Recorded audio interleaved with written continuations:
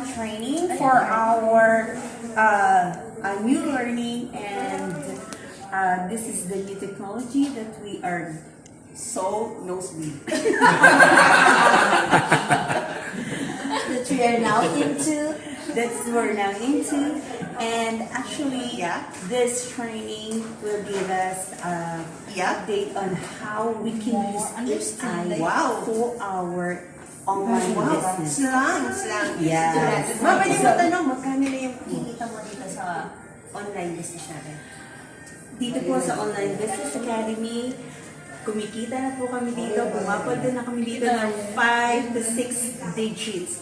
Kaya kung ikaw, nandyan ka pa rin sa kinalalagyan mo ngayon at sa iyong comfort zone at patuloy pa rin na paikot-ikot lang ang ginagawa ng iyong kinikita, no? Wala kang savings.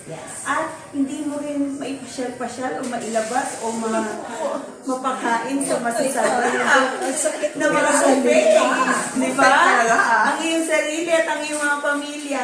Bakit? Kasi nandito po ang ating mga iniisip na kung ano lang yung ating nare-receive sa ating mga trabaho, ito lang po yung kaya nating gastusin. Pero hindi lang po natin alam na meron pang ibang way para kumita po tayo. Ma'am, vlog yan. Ang haba.